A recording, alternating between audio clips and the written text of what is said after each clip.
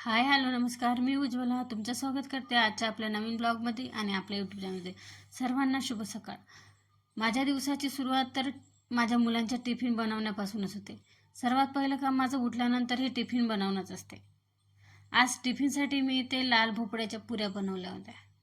मुलांना आवडतात आणि दररोजच आपल्याला किंवा मुलांनाही सुद्धा भाजीपोळी खाऊन कंटाळा येतो, म्हणून त्यांच्या आवडीनुसार मी आज इथे लाल भोपळ्याच्या पुऱ्या बनवल्या होत्या. इथे छान टम्म अशा पुऱ्या फुगलेल्या आहे, खूप छान वाटत आहे. मुलं गेली आणि माझ्यासाठी थोडासा असा चहा घेतला.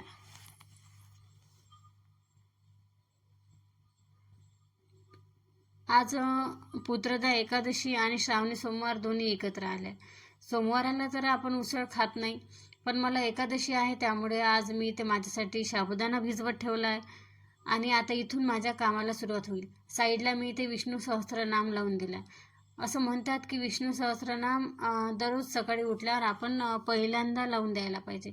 त्यामुळे आपल्या घरात वेगळीच अशी पॉझिटिव्ह ऊर्जा निर्माण होते आणि पॉझिटिव्ह लहरीचा संचार होतो. त्यामुळे घरामध्ये जेव्हा आपले सर्व कामं सुरू करतो आपण, त्याआधी आपण विष्णू सहस्त्रनाम लावून द्यायचं. ते आता माझी सवयच बनलेली आहे. माझे कामं वगैरे झाले आणि इथे मी रांगोळी काढून घेते. हळदीचं लेपन करून घेतलेलं आहे. जेव्हा कधी अशी एकादशी, अमावस्या, पौर्णिमा आणि कोणते सण असतात ना, तेव्हा मी हळदीचं लेपन आवर्जून करते. मला आवडते हळदीचं लेपन करायला. हळदीचं लेपन वगैरे केली ना तर आपल्या घरामध्ये वेगळीच पॉझिटिव्हिटी निर्माण होते. असं म्हणतात की हळद आपल्या घरात कोणती वाईट ऊर्जा प्रवेश करू देत नाही.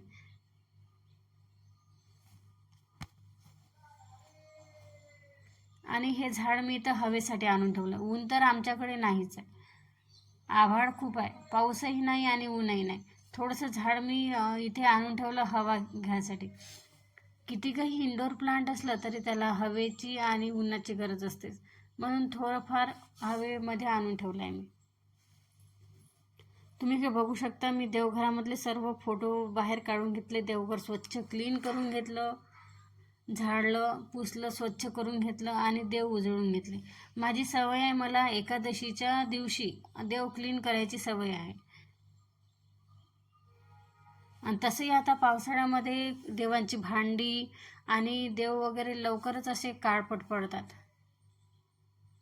आणि ही देवाची भांडी तर मी 2-3 दिवसातून एकदा घासते. आपण देवासाठी यामध्ये पाणी ठेवतो, प्रसाद ठेवतो, त्याचे डाग पडतात. म्हणून देवाचे भांडे मी नेहमीच क्लीन करून घेते. इथे तुम्ही बघू शकता, मी सुंदर अशी पूजा करून घेतली. जेव्हा आपण पूजा करतो ना तेव्हा खूप छान वाटते. आपल्याला खूप असं अशी पॉझिटिव्हिटी आपल्यामध्ये येते जेव्हा आपण देवपूजा करतो तेव्हा. आणि मुलं माझे घरी नसतात, सकाळची स्कूल असल्यामुळे मला थोडा वेळ मिळतो देवाची पूजा वगैरे करायला. आणि मुलं घरी असले की हे दे ते दे यामध्ये वेळ निघून जातो आपला. आणि तसे मला पूजा वगैरे करण्यात फार इंटरेस्ट आहे. मला आवडते पूजा करायला. आणि त्यानिमित्तानं आपण देवाचं नामस्मरण करतो. कुठे आपल्याला एवढा वेळ मिळतो, एकदा आपण कामात लागलो की आपल्याला एवढा वेळ मिळत नाही आणि आपण तो वेळ काढत सुद्धा नाही. म्हणून मी पूजेला छान असा वेळ देते आणि तेव्हाच माझं नामस्मरण जे काय असेल ते करून घेते. इकडे तर आपला संसाराचा गाडा चालूच राहणार आहे, हे काही आपल्याला आता सुटणार नाही.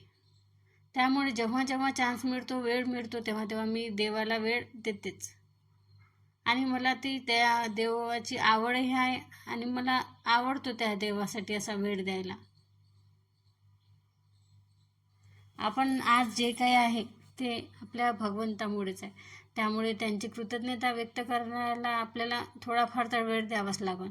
पूजा वगैरे आटपून झाली आणि नंतर मी स्वयंपाकाला सुरुवात केली. इथे आज मी बरबटीच्या दाण्याची भाजी बनवली. त्यासाठी इथे ग्रेव्ही करून घेतली होती मी. टोमॅटो, कांदा, लसूण आणि थोडंसं खोबरं टाकून ग्रेव्ही छान तयार करून घेतली आणि तेलामध्ये आता ही ग्रेव्ही होऊ द्यायची. जोपर्यंत याला तेल सुटत नाही तोपर्यंत ग्रेव्ही छान तेलामध्ये परतून घ्यायची. इथे तुम्ही बघू शकता भाजीला छान ग्रेव्हीला छान तेलही सुटलं आणि कलरही चेंज झाला. यामध्ये आता मी लाल तिखट, हळद, मीठ, धनेकूट वगैरे टाकून छान ही ग्रेव्ही आता तेलामध्ये होऊ देईल. यामध्ये थोडंसं गरम पाणी टाकायचं. या गरम पाणी टाकल्यामुळे मसाला आपला कच्चा राहणार नाही आणि जळणार सुद्धा नाही, आणि त्यामुळे कलर खूप छान येतो भाजीला.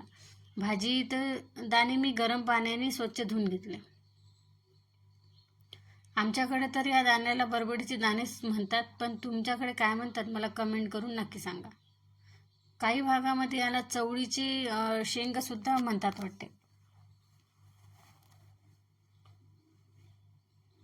छान भाजी ग्रेव्हीमध्ये हे एकजीव दाणे करून घ्यायचे आणि त्यामध्ये भाजी शिजण्यासाठी थोडं गरम पाणी टाकायचं.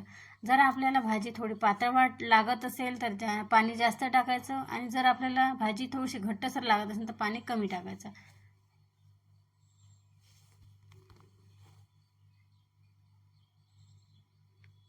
मी इथे एकदम घट्ट आणि पातळ असं काही नाही, असं मीडियम ठेवलेलं आहे. जास्त घट्टही नाही आणि जास्त पातळही नाही. तुम्ही बघू शकता की भाजीला खूप छान कलर आला आहे. साईडला मी इथे कणिक मळून ठेवली होती चपातीसाठी. मुलं किंवा हे कोणी आलं तरी आता इकडे माझ्या चपात्या आणि भाजी झालेलीच राहील. हे सर्व येण्याआधी माझा स्वयंपाक झाला होता. तुम्ही बघू शकता भाजीला खूप छान कलर आला आणि साईडला माझ्या चपात्याही करून झाल्या. यांची जेवण वगैरे झाले आणि नंतर माझ्यासाठी मी साबुदाण्याची खिचडी बनवली होती. मला बरेच दिवसाचं ब्लाऊज शिवायचं होतं. आज शिव उद्या शिव करून 2 महिने झाले, पण मी काही ब्लाऊज हातात घेतलं नाही. बाकी असे कामं आलेत, मुलांची स्कूल चालू झाले. आता तर दोन्ही मुलांची स्कूल सकाळची असल्यामुळे मुलं आता दुपारी दिवसभर घरी राहतात. त्यामुळे माझा सर्व वेळ जास्त मुलांमध्येच जातो. असे काही जास्तीची कामं करायला वेळच मिळत नाही. तरी म्हटलं आज आपण ब्लाऊज शिवायला सुरुवात करू. जेवढं होईल तेवढं शिवून घ्यायचं. लागलं तर लागून जाईल 2-3 दिवस, नाहीतर एका दिवसात शिवणं होते ब्लाऊज, 1-2 तासात होऊन जाईल. पण मी काही कंटिन्यू मशीनवर बसत नाही. आज सुरुवात तर केली, बघू आज झालं तर आज, नाही तर राहिलेलं उद्या शिवून घेईल. आपल्याला जर कोणतं काम करायचं असलं ना, तर आपल्याला जर असे कोणते कामं आले तर आपण वेळेवरही करू शकतो. त्यामुळे काही मी एवढं ब्लाऊज वगैरे शिवण्याचं टेन्शन घेत नाही.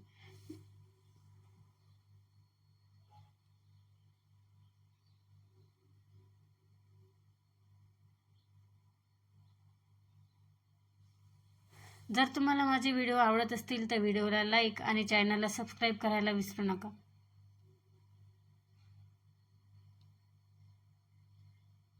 ब्लाऊज शिवायला सुरुवात केली, पण मला नाही वाटत आहे की आज ब्लाऊज होऊन जाईल म्हणून. तुम्ही सुद्धा तुमचे ब्लाऊज घरी शिवता का मला कमेंट करून नक्की सांगा.